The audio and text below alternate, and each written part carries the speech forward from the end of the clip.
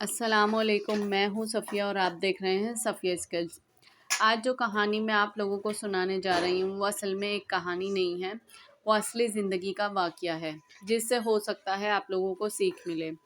میری کہانی زیادہ تر ان لوگوں کے لیے ہے جو اپنا پیارا ملک چھوڑ کر پردیس میں زندگی گزار رہے ہیں۔ یہ کہانی جس شخص کے بارے میں ہے اس کا نام ہم رکھ لیتے ہیں احمد۔ اب یہ احمد صاحب جو ہے نا تقریباً 15-20 سال سے آسٹریلیا میں مقیم تھے، اپنے بیوی بچوں کے ساتھ رہتے تھے، زندگی بہت اچھی چل رہی تھی، اچھا کماتے تھے اور اپنی انکم کا بہت سارا حصہ اپنے گھر بھی بھیجتے تھے اپنے والدین کو، جس سے انہوں نے والدین کا گھر بنوایا پوش علاقے میں۔ 3 پورشن کا گھر تھا جس میں سب سے نیچے ان کے ماں باپ رہتے تھے، اس کے اوپر والے پورشن میں ایک بھائی اپنی فیملی کے ساتھ رہتا تھا اور سب سے اوپر والے پورشن میں بھی ایک بھائی اپنی فیملی کے ساتھ رہتا تھا۔ یہ اچھا کما رہے تھے، بچے بڑے ہو رہے تھے، پھر انہوں نے اچانک سے پاکستان آنے کا فیصلہ کر لیا کہ اب میں مستقل طور پر اپنی فیملی کے ساتھ پاکستان میں رہوں گا۔ آسٹریلیا میں ان کے ساتھ کچھ اور پاکستانی فیملیز بھی رہتی تھیں۔ ان لوگوں نے انہیں بہت سمجھایا کہ آپ ایسے چھوڑ کر مت جاؤ، ویسے ہی پاکستان سے ہو کر آ جاؤ، لیکن پاکستان میں مستقل رہنے کا فیصلہ مت کرو۔ لیکن انہوں نے ایک نہ سنی، کہا نہیں میں تو پاکستان جاؤں گا، اپنا ملک اپنا ہوتا ہے اور میں چاہتا ہوں میرے بچے پاکستانی کلچر کو سیکھیں، اپنائیں۔ اتنی زیادہ سیونگز ہو گئی ہیں کہ میں پاکستان میں اپنا بزنس ڈیولپڈ کر لوں گا۔ المختصر انہوں نے اپنا فیصلہ نہیں بدلا اور پوری فیملی کے ساتھ پاکستان آ پہنچے۔ اب یہ بتاتے ہیں کہ میں نے ایئرپورٹ سے فون کیا تو میرا بھائی کرائے کی ٹیکسی پر ہمیں لینے آیا، جبکہ میں نے اپنے گھر والوں کو ایک گاڑی لے کر دی تھی گھر کے استعمال کے لیے۔ بہرحال جب ہم گھر پہنچے تو میں نے اپنے والد صاحب سے پوچھا ابا جی گاڑی کہاں ہے؟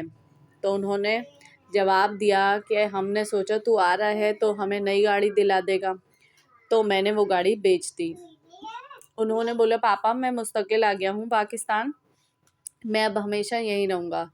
یہ سن کر پاپا کا لہجہ تھوڑا بدل گیا اور کہنے لگے ہم نے تجھ سے نہیں کہا تھا کہ تو پاکستان آ جا، تو نے کیسے فیصلہ کر لیا مستقل پاکستان آنے کا، اور تو آ گیا ہے تو تو رہے گا کہاں؟ تو انہوں نے کہا پاپا میں ہر مہینے آپ لوگوں کو اتنے پیسے بھیجتا ہوں خرچے کے لیے، میں اسی طرح آپ کا خرچہ اٹھاؤں گا اور آپ کے ساتھ اسی گھر میں رہوں گا، بس میں یہ چاہتا ہوں کہ دونوں بھائیوں میں سے کہیں کہ ایک پورشن میں شفٹ ہو جائیں اور ایک پورشن ہمیں دے دیں رہنے کے لیے، کیونکہ یہ پورا گھر میرے پیسوں کا بنا ہے، اتنا تو میرا حق بنتا ہی ہے۔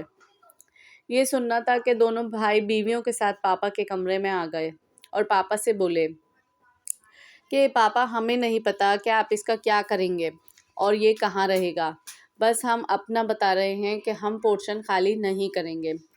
بھائیوں سے زیادہ بھابھیوں نے بدتمیزی کی۔ میں اور میری بیوی حیران و پریشان سارا منظر دیکھ اور سن رہے تھے۔ پاپا نے کہا ہم نے تجھے مشورہ نہیں دیا تھا کہ تو مستقل طور پر پاکستان آ جا، اور تیرے آنے کی وجہ سے میں نے اپنی گاڑی بیچ دی، اب تو ہی مجھے گاڑی لے کر دے گا جو سب کے استعمال کے لیے تھی۔ احمد نے کہا پاپا میرے پاس اتنے پیسے نہیں ہیں کہ میں آپ کو گاڑی لے کر دے سکوں، ہاں ایسا ہے کہ جو گاڑی آپ نے بیچی ہے اس کے پیسے آپ کے پاس ہوں گے، میں اس میں 4-5 لاکھ ملا کر آپ کو نئی گاڑی لے دوں گا، آپ وہ پیسے مجھے دے دیں۔